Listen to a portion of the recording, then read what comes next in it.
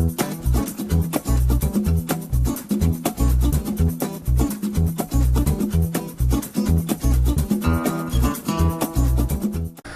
going to show you a few short clips of some previous locations of, locations of previous videos that I've done here on the channel before I go into the regular riding with James video, which will be the same route that I took on the first riding with James video.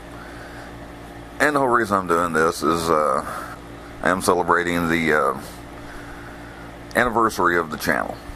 Because if you've been with the channel for a while, you know that, and I've mentioned it several times, that when I first started it, it was with my sports riding. And then I kind of rebooted the channel about a year ago. So, depending on how you look at it, it's either a 1-year anniversary or a 7-year anniversary. But the thing is that the first video I posted under this incarnation was on July 19th of 2017, and the first video I posted on the channel, the very first video you'll find on this channel, was posted July 31st of 2011, so it's the latter half of July anyway you want to look at it. I just wanted to kind of mark the occasion. You know, when I rebooted the channel, I guess let me go ahead and just touch on the very beginning of it. I was doing some sports writing for Examiner.com.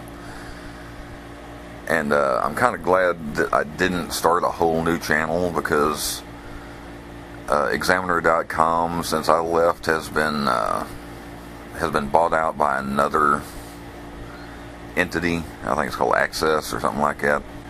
And so all of my Examiner.com articles that I wrote over the course of 2 years are now completely gone. The Facebook page and the videos on this channel of the racing there in Wichita Falls, that's all I got left as far as anything public. Kind of glad I left the Facebook page up, and I've left these videos here. But as far as being involved with the channel and being involved in the YouTube community, I didn't start doing that until I rebooted the channel last year. I actually thought about starting the channel up a couple of years earlier and stuck my toe in and just decided that was an iron in the fire I didn't need. But then you flash forward a couple of years, and I guess the whole reason I started it was just for something to do, because for years I had no lack of things to do. I was a pretty busy fella. I had the full-time job at building airplane seats, and the drive back and forth to work, plus the 8 to 10 hours there every day. It was basically a 12 hours every day that I spent doing something job related. And plus, of course, my mother was in poor health, and I was dealing with all of that, and I was trying to help my uncle and my aunt. Over the course of a couple of years, they were all gone, and of course I left Weber Aircraft, started my own business, which gives you plenty to do. But then also I found myself with times that was my phone, had to make an appearance. I found myself with times where I just didn't have anything to do, and I kind of started taking a look back at YouTube again. Because I used to write, and of course I did the sports writing, but I also did short stories and stuff like that. I kind of lost my interest in that, though, and so I started re-examining YouTube again. And plus, of course, I'd been into the paranormal stuff, ghost hunting, if you will. And I knew Amy and Laney had been doing, dabbling with YouTube a little bit too, I think. But they brought it up, and I said, yeah, I was kind of thinking about, doing some YouTube as well. Not having any idea that it was this whole, that once you actually got into it, once you actually got into the community, it was this whole thing. So I was a little unprepared when I first rebooted the channel. So it took me a little while to kind of get the hang of how it worked as far as being a part of YouTube and not just putting up videos. But it's been quite an experience. I have to say that. I have, one thing about being a small channel and being part of the community, I have come across people, I have come across channels, I have come across all kinds of things I probably never would have seen. I mean, chances are, Sherry, or the Steel One, or Tennessee Eagle 3. A lot of these channels that, without actually getting involved in the YouTube community, they're channels I likely never would have seen, or never would have come across, or people I never would have met or interacted with. And they're channels that I really enjoy. Sean Rockenbox's, Corkboard TV is all of these channels that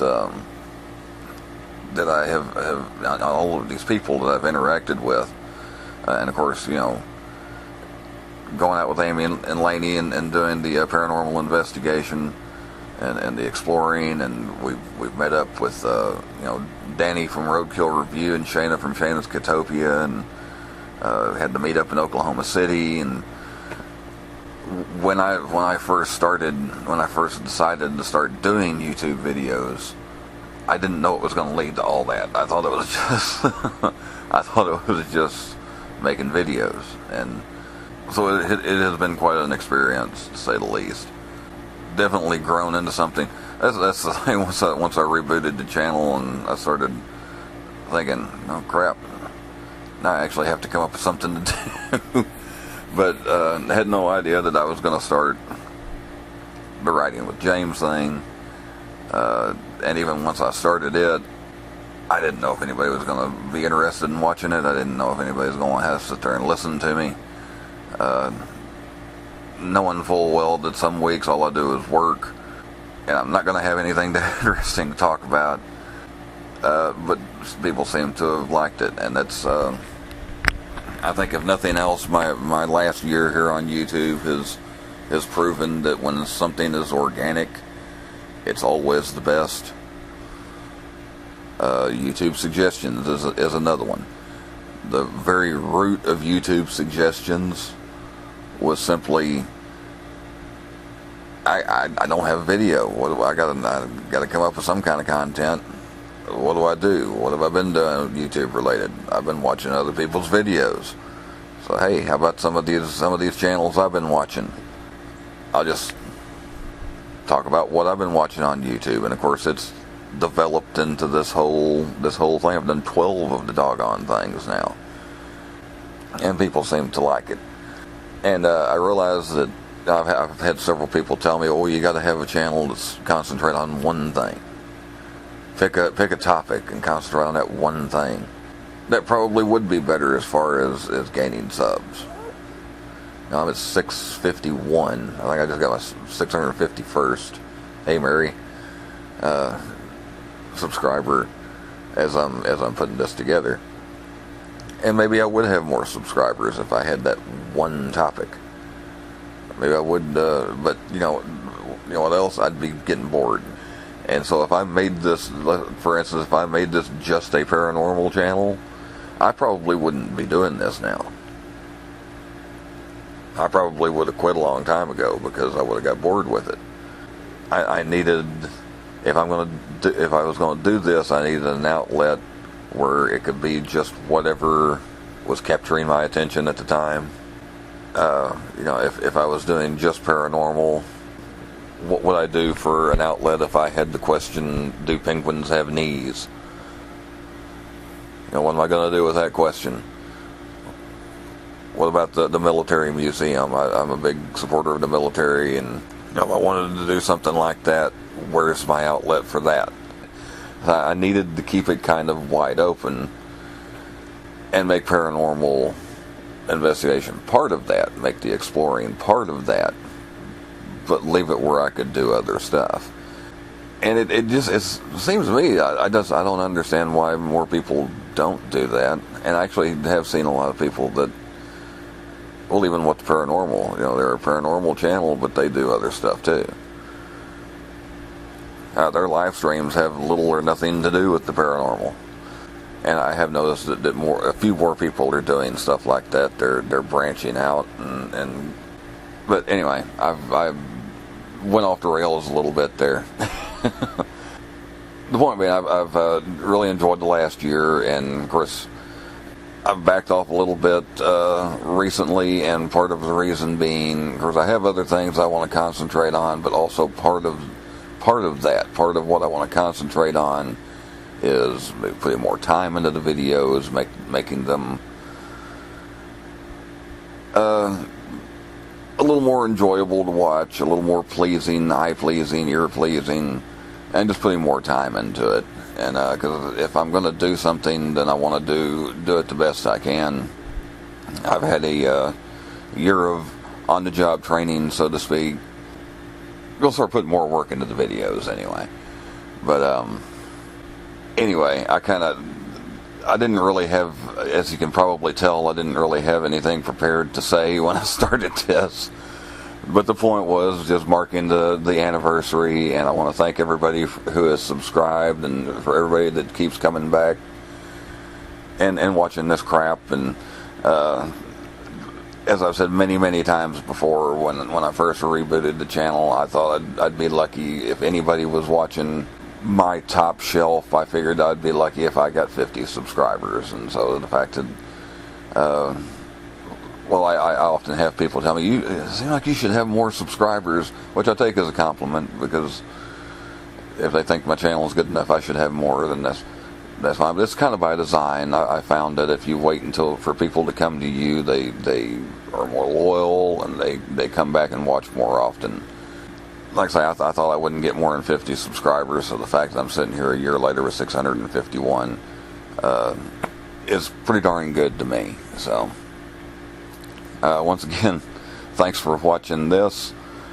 Our outtake of the week is this is actually the very beginning of the idea for writing with James. It was when I was coming back from McKinney, and of course immediately it showed some of the problems that I might have doing writing with James. Put on your safety belt for this one. But thanks to everybody who's joined me in the last year. Here's to another year. I appreciate each and every one of you. And I will see you next time. I may do more stuff like this, period. You know, just kind of a vlog. Literally be a view from the middle. A view from the James, whatever you want to call it. And I'll tell you what, son of a. Okay, y'all just sit right there anyway. I'm not gonna restart anything. Screw it, I'm almost done.